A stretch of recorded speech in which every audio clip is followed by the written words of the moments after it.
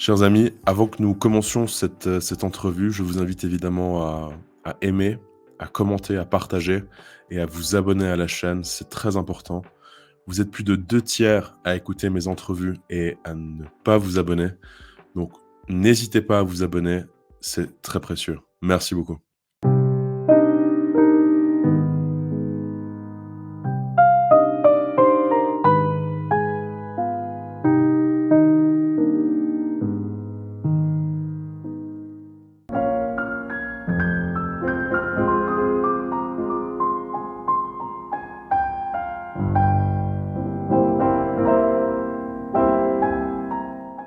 Bonjour à tous et bienvenue dans cette nouvelle entrevue. Nous sommes avec Greg Calto.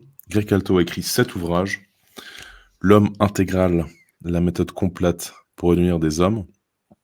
Donc ouvrage évidemment très intéressant, très actuel au vu de l'époque qui ne crée ou qui ne sait plus créer des hommes authentiques, virils au sens des vertus.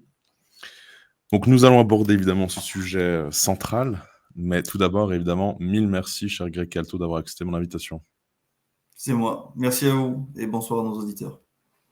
Alors peut-être pour entrer dans le vif du sujet, quelle était la première démarche? Je dirais pourquoi cet ouvrage?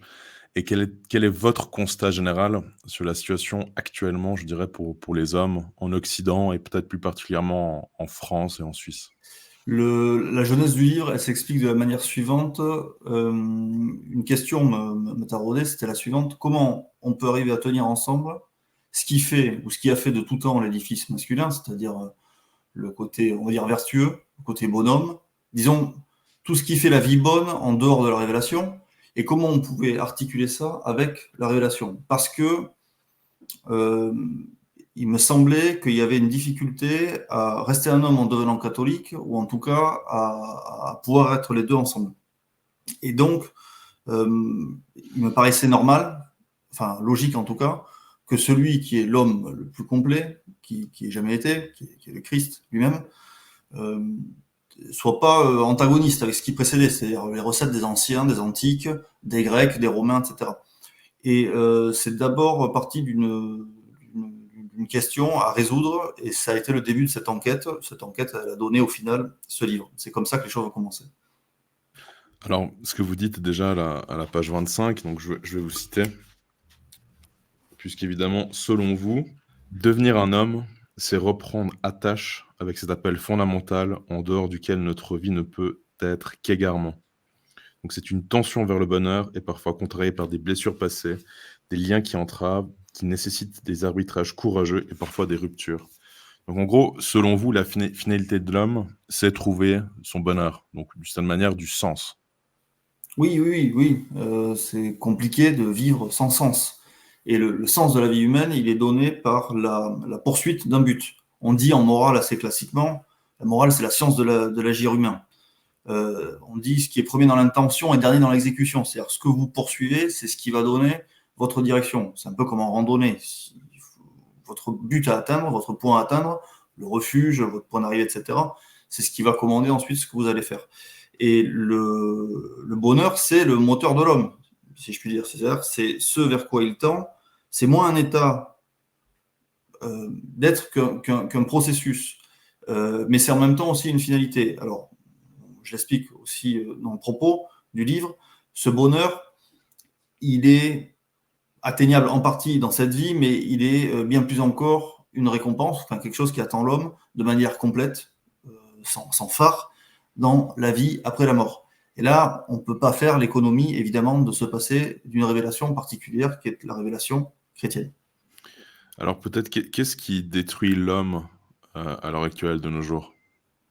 Ah, il y a beaucoup de choses. J'ai pris le parti de ne pas faire l'exégèse complète, ou en tout cas le listing de tous les facteurs qui détruisent l'homme aujourd'hui. Il y a des facteurs qui sont macro. Okay, vous avez des idéologies qui sont résolument hostiles à la bonne santé des hommes masculins dans notre société. Ces idéologies, elles ne sont pas créées ex nihilo, ne sont pas des créations spontanées, elles sont généralement au moins encouragées, si ce n'est incubées volontairement, et ce sont des idéologies, je pense au féminisme agressif par exemple, je pense à toutes les attaques contre le socle culturel européen, qu'on appelle aujourd'hui le wokisme, dans un mot un peu valise, mais ça traduit ces assauts-là. Mais vous avez aussi des problèmes beaucoup plus particuliers. La particularité de la masculinité, c'est qu'elle ne s'hérite pas, au sens où c'est pas génétique. Vous n'êtes pas simplement un homme en vieillissant. Il va falloir autre chose à un homme pour devenir un homme que de simplement vieillir, c'est-à-dire de prendre en âge. Ce qu'il va lui falloir, c'est d'être initié, c'est-à-dire d'avoir accès donné à sa masculinité, et ça se fait seulement par la fréquentation d'hommes qui sont déjà des hommes. Donc ça se fait par la communauté d'hommes. Or là-dessus, il y a un problème générationnel. Guy Corneau, qui est un psychologue québécois, en avait parlé dans les années 90 avec un livre qu'avait fait Flores, ça s'appelait Père manquant, fils manqué. Il parlait du problème central de la masculinité qui était celui de la transmission. Et les générations d'après-guerre, en tout cas en Europe de l'Ouest, on va dire, les sociétés qui nous concernent, et la France est dans ce cas-là, les générations suivantes n'ont pas reçu de leurs aînés ce qu'elles auraient dû recevoir. Dans une grande majorité de cas, pas totale, mais dans une grande majorité de cas, elles n'ont pas reçu ce qu'elles auraient dû recevoir pour devenir des hommes. Voilà. Donc il y a un problème de transmission. Et il y a aussi, on a dit, donc, problème micro, problème macro, et il y a peut-être aussi un problème qui est plus celui de l'époque moderne, qui est celui de la mécompréhension de ce que c'est véritablement qu'un homme, là, compris dans le sens être humain. Disons que la modernité a une anthropologie qui est montée à l'envers, pour faire simple, et ça depuis quelques siècles déjà, on va dire 5 siècles, et on arrive à... Le fait de ne pas bien comprendre ce qu'est l'être humain, la vie humaine, et là, partant un homme et une femme, forcément, ça ne vous destine pas facilement à l'aider à le devenir, quoi. Voilà. Donc, je dirais que c'est multifactoriel, et c'est une question certainement qu'il faudra continuer d'approfondir. Bon, il y a notamment, ça c'est un sujet que j'évoque beaucoup, sur la pornographie. La pornographie Oui, est un outil évidemment d'infantilisation, de destruction des vertus et aussi de stérilisation d'une certaine manière, puisqu'évidemment, au lieu d'aller conquérir à l'extérieur des femmes, etc., des prétendantes, voilà, on reste chez soi. Donc évidemment, il y a tous ces problèmes, et évidemment un autre plaisir, hein, vous l'évoquez, il y a le plaisir évidemment du lit, pour le faire très simplement, et le plaisir de la table. mm, Est-ce que vous pourriez un peu peut-être aussi développer ces points, puisqu'évidemment, je crois que le but recherché, et en tout cas c'est ce que vous expliquez, c'est trouver un équilibre. C'est-à-dire un équilibre, je dirais, entre, pour la table, hein, c'est-à-dire les saveurs, mais jamais dans l'excès, et non plus... Enfin, c'est aussi très intéressant, vous évoquez aussi la tempérance, hein, qui est une des 4 vertus cardinales pour forger cet homme intégral. oui, tout à fait. Tout ce qui est dans la vie humaine est bon. Vous voyez, ça, c'est l'avantage d'avoir une métaphysique saine, bien ordonnée. Alors, si je prêchais pour ma paroisse, je dirais que c'est une très bonne métaphysique parce c'est la métaphysique du christianisme catholique, tout simplement. Et tout ce qui est dans la création est bon, mais c'est son usage par l'homme qui le rend néfaste pour celui-ci. Voilà. Et effectivement, il y a 2 sources de plaisir qui sont particulières, qui sont premières, qui sont assez immédiates et pour lesquelles on a tous une inclination plus ou moins, mais on est obligé de le reconnaître. C'est ce qui concerne la table et ce qui concerne le lit. Voilà. Et alors, le but de la vertu de tempérance, c'est de venir équilibrer ça. C'est pas de venir assécher le lit, parce que, sauf, voilà, vocation très particulière, mais si vous l'asséchez, en fait, c'est pas le régime humain que vous suivez, c'est un régime qui est anti-humain. Et là, en général, il y a des retours de manivelle assez puissants qui se font. Il n'y a qu'à voir au cours de l'histoire le pullulement de sectes gnostiques. Vous voyez, que ce soit en Europe de l'Ouest ou en Russie, par exemple, c'est des terrains où l'idéalisme, comme ça, de l'ascèse, a par effet retour généré des comportements qui étaient pires que la licence elle-même, quoi. Voilà.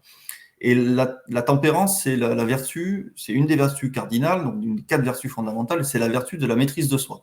Et la maîtrise de soi, particulièrement, là, elle va s'exercer pour ce qui a trait à l'attrait de l'autre sexe, évidemment, et puis tout le plaisir gustatif. Voilà.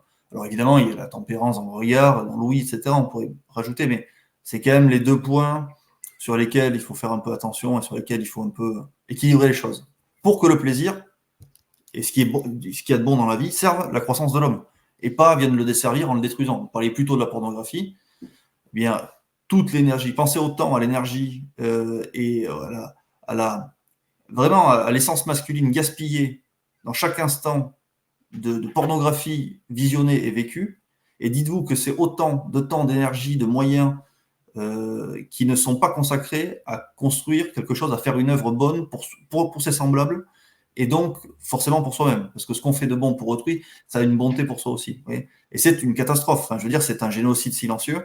Et, c'est là que les vertus nous aident. Les vertus nous aident à faire les bons choix pour nous-mêmes et pour servir autrui aussi, et pour devenir la meilleure version de nous-mêmes et pour devenir nous-mêmes en faisant du bien à autrui. Pas devenir la meilleure version de nous-mêmes contre autrui ou à son détriment, comme un escroc, comme un butor, comme quelqu'un de mauvais. Mais au contraire, les choses s'emboîtent, telles des matrioshkas, tout fonctionne de manière symbiotique et vertueuse lorsque vous êtes sur le chemin d'un bien véritable. Et la tempérance, soit les questions des plaisirs, vous aide à réguler cela en vue de votre, on le disait plus tôt, chemin de bonheur, quoi. Chemin de vie de bonheur. Vous évoquez aussi, bon, dans les 4 vertus cardinales, évidemment, on l'a évoqué maintenant, donc tempérance, mais il y a aussi prudence, justice et force. Vous évoquez le courage, mais c'est la même chose. Alors j'aimerais citer Louis-Ferdinand Céline, que j'ai justement publié récemment sur mon Telegram et sur Twitter.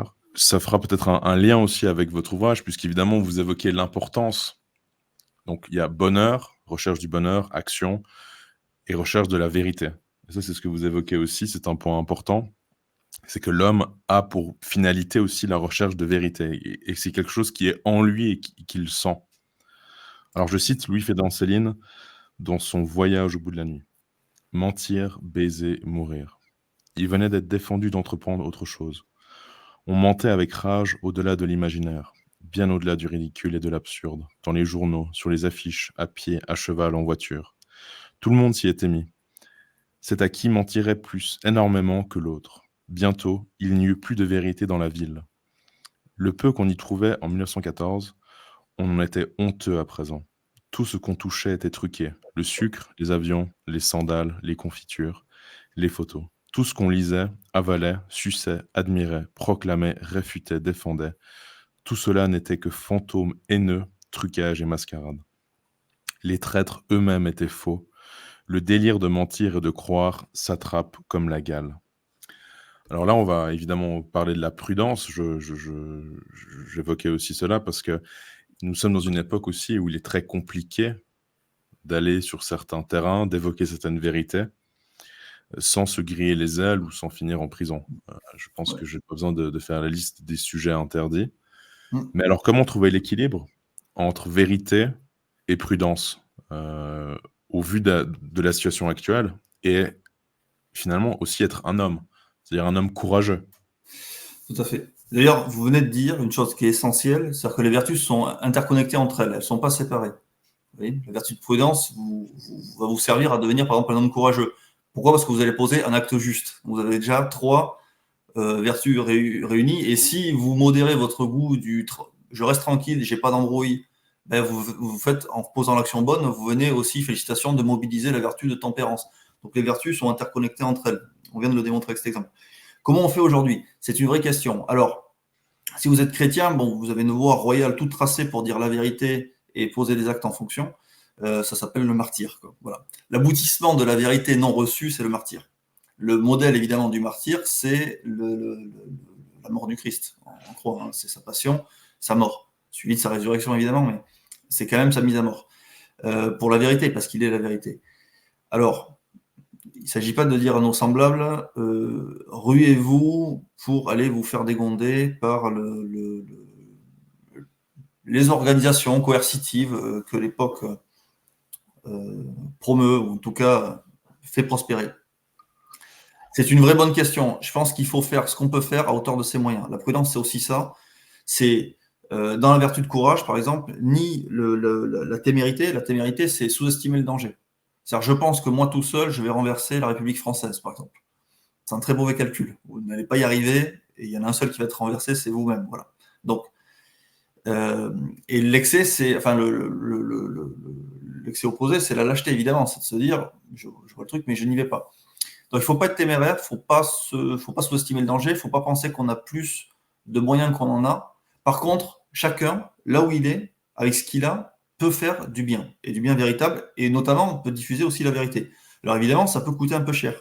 Ça peut coûter de la quiétude sociale, ça peut vous coûter des relations, ça peut vous coûter une carrière, ça peut vous coûter de l'argent, ça peut vous coûter quelques problèmes de voisinage, ça peut vous coûter voilà, de la violence physique, etc. Enfin, différentes choses. Bon, je connais ces choses-là. Et donc, on ne peut pas dire aux gens, ruez-vous dans une direction plutôt qu'une autre. Cependant, il faut toujours se rappeler que là où on est, avec les moyens qu'on a, on peut toujours faire quelque chose. Et si vraiment, vraiment, vraiment, vous ne pouvez plus rien faire, il vous reste toujours de prier, vous voyez, in fine. Mais je pense que la majorité des gens n'y sont pas là. Je pense qu'il faut être très futé aujourd'hui. Il ne faut pas tendre le bâton pour se faire battre inutilement, parce que je lisais quelqu'un un peu plus tôt qui disait que la France était certainement parce que je suis français, donc le terrain qui m'intéresse en premier lieu, c'est évidemment la France. Pas seulement, l'Europe d'une manière générale, mais la France particulièrement.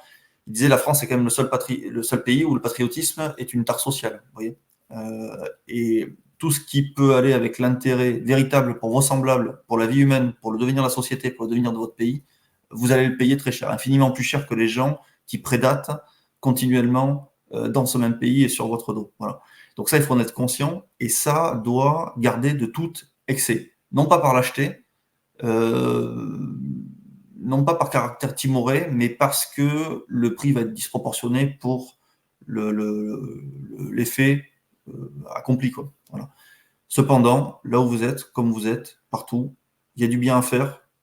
Soyez blancs comme des colombes et malins comme des serpents, a dit le Christ. Eh bien, je pense que plus que jamais, c'est un conseil pour notre époque. Oui, oui, bon, après le problème, c'est que toute, cette mort sociale est aussi orchestrée, articulée et souvent bien fausse puisque, voter Rassemblement national en France n'a plus vraiment rien d'exceptionnel. Ouais. C'est-à-dire qu'ils font totalement partie du système, ne veulent pas renverser la République ou ce genre de choses. Donc, là, il y a aussi tout un jeu, toute une articulation qui se fait, où les gens, même ça, n'osent plus le dire, ce qui est quand même assez fantastique. Mais en effet, moi, je pense comme vous, je pense que les choses partent de manière individuelle. Ensuite, créer une famille, créer une entreprise, si possible.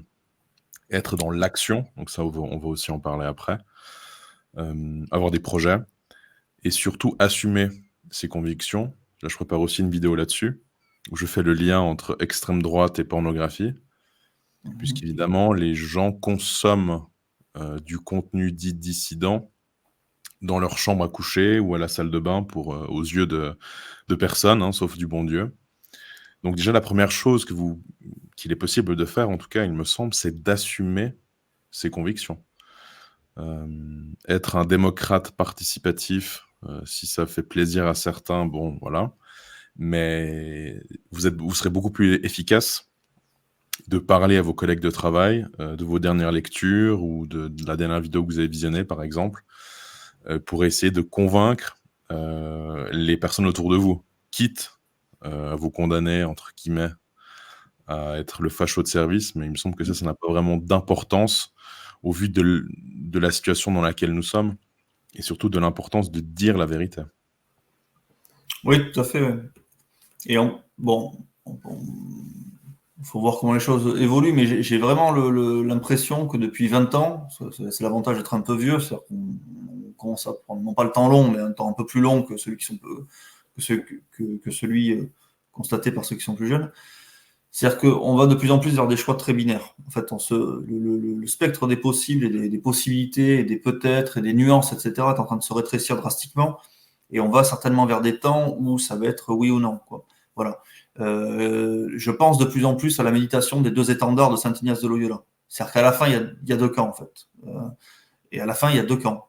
Il n'y a pas, il y a plus de centre. Il n'y a plus de. Le Christ ne dit pas autre chose. Pardon ? Excusez-moi, juste cette incise, mais le Christ ne dit pas autre chose. Soit vous êtes avec moi, soit vous êtes contre moi. Tout à fait. Et moi, je pense que les temps qu'on vit sont des grands temps. Après, c'est des temps qui ont aussi leur temporalité. Hein. Ça peut durer encore plusieurs décennies. Hein. C'est pas pour demain soir, hein, forcément. Mais on va vers des radicalisations. Donc, de toute façon, il va falloir choisir à un moment donné. Voilà. Je dis aux gens aussi pour choisir, ça c'est une très bonne occasion d'en parler. Pour choisir, il faut pouvoir choisir. Et pour pouvoir choisir, il faut avoir le lest nécessaire et l'expérience de vie aussi. On dit le cuir, vous voyez, un peu la peau un peu épaisse. Et ça vous vient, ça, inévitablement, en ayant l'habitude de poser des actes bons. D'où cette méthode des vertus, vous voyez, qui sont un éventail de base. Mais habituez-vous au quotidien à faire des choix et à poser des actes, surtout des actes qui vont dans la bonne direction. Parce que ça va vous donner l'étoffe, le lest et comment dire, le cuir nécessaire au moment où vous aurez des choix à faire. Vous voyez, il y a des moments dans votre vie professionnelle, je parle d'expérience par exemple, on peut vous demander de faire des choses que moralement vous réprouvez. Eh bien, il ne faut pas les faire. Voilà. Si vous avez des bonnes raisons de ne pas les faire, il ne faut pas les faire, il faut partir. Eh bien, on peut partir. Mais pour pouvoir prendre des décisions, ou d'autres qui sont plus positives, par exemple choisir une femme et décider de s'y tenir pour le restant de ses jours, vous voyez, par exemple se marier, ça c'est aussi une décision importante, eh bien il faut avoir ce lest intérieur, et ce lest intérieur il est à cultiver par les vertus, donc n'attendons pas qu'il y ait forcément un événement cataclysmique pour se dire je choisirai mon camp, son camp on le choisit au quotidien par des petites choses. Vous disiez aussi plutôt, ce qui est très important c'est d'agir, ayez une action sur vous-même et sur l'environnement si vous pouvez, les deux ensemble, qu'il soit immédiat, qu'il soit un peu plus lointain. Faites ce que vous pouvez avec les moyens que vous avez, et rien que ça, vous verrez, va vous donner le sentiment qui est très réel d'une prégnance sur votre propre existence et d'un contrôle retrouvé en partie au moins sur votre propre existence. Et ça, dans l'époque actuelle, qui est très de l'extérieur envahissante à tout point de vue et coercitive, c'est déjà une manière de survivre et de se tenir. Voilà. Et ça vous prépare vers des demain où vous aurez peut-être des choix beaucoup plus radicaux à faire. Chers amis, comme vous le savez, j'ai ouvert mon espace Patreon et l'espace Rejoindre sur YouTube. Donc vous y découvrirez de nombreuses entrevues, notamment avec l'Abbé Rioux, Pierre Hillard, Monsieur K, Lounès Darbois et d'autres. Donc participez, vous aussi, au renouveau de la civilisation catholique, au combat contre-révolutionnaire et soutenez la vraie dissidence. Mille merci de vos soutiens et à très vite.